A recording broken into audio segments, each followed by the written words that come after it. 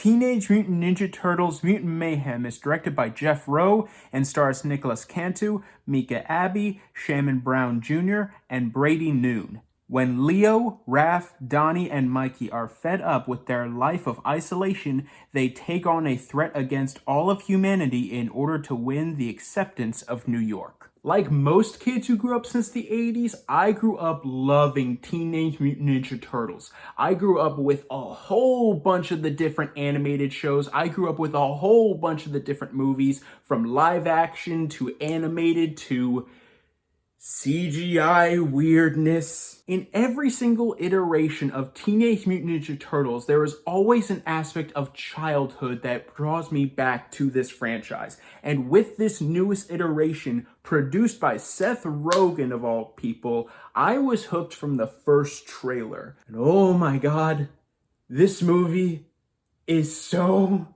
much fun. After a god knows how long hiatus from this franchise, the first 5 minutes of this movie reminded me why I love these characters. First of all, the animation in this movie is gorgeous. It is a near perfect blend of 3D animation and pencil textures to make it look like almost a telltale adaptation of the original TMNT comics. Every single character in this movie has a unique design that separates themselves from the other characters. Even the city of New York is drawn in such a weirdly unique way that it separates itself as almost its own character in the film. And because of that incredible animation, the action sequences are awesome. They're so quick and flowing, and they have so much style just drenched into every single scene. The animation really is like someone watched Across the Spider-Verse and Into the Spider-Verse and thought to themselves,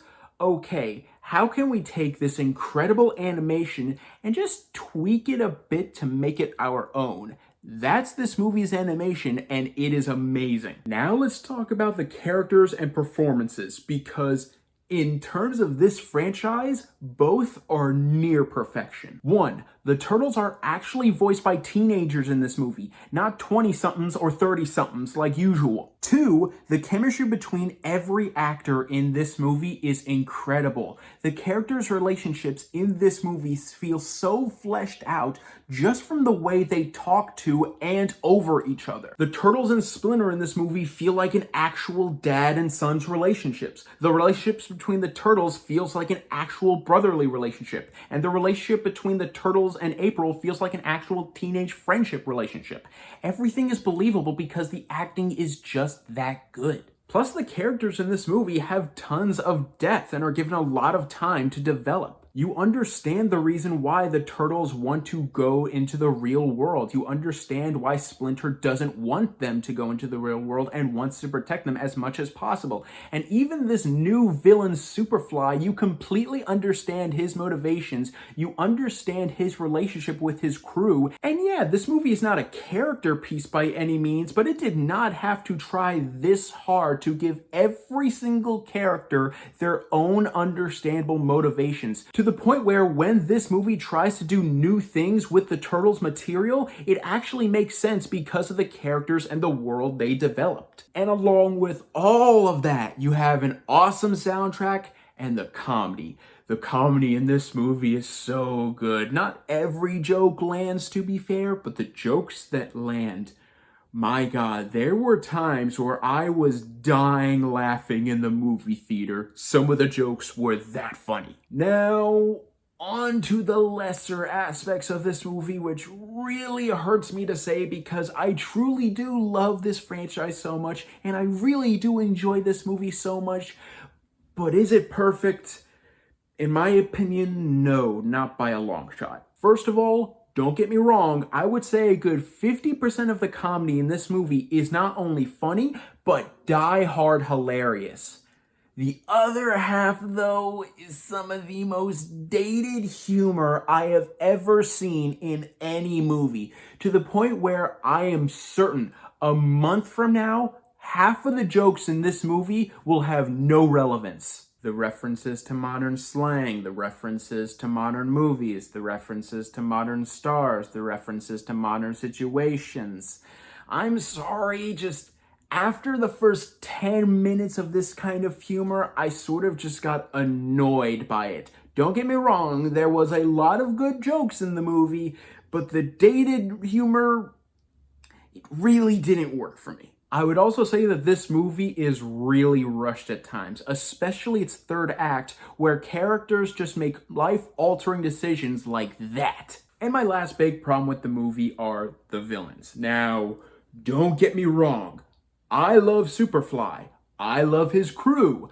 They are fantastic villains, but they're not the only villains in this movie. For some reason, the film includes these random humans that are part of this organization that explains where the Turtles' ooze came from, which turned them into mutants.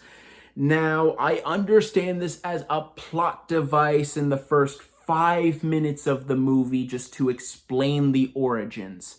But they are constantly in this movie for some reason, and apart from one good joke in the movie, there is literally no reason to have them in the entirety of this movie. They serve more part in the end credit scene that they're in than they do in any part of the movie as a whole. So yes, I do think this is a flawed movie.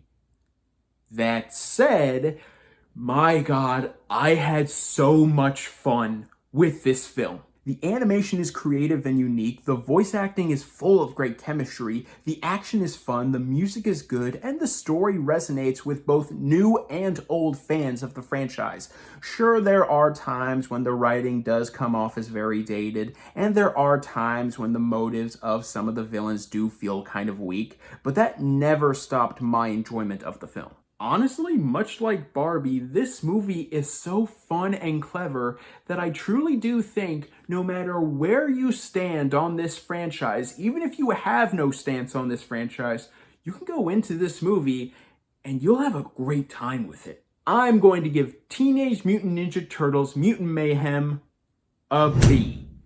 It has plenty of problems, but it is just so much fun. Well guys, thank you so much for watching, and let me know in the comments down below, who is your favorite Teenage Mutant Ninja Turtle? For me, honestly, I was always a Leo guy growing up. I love his 20 katanas, and the best part about this movie, unlike every single other incarnation of the Ninja Turtles, Leo is actually a great leader in this film. Thank you guys so much for watching. You guys are the best. And don't forget to click subscribe and click the bell icon down below to stay up to date on all things movie, all things TV, all things nerd.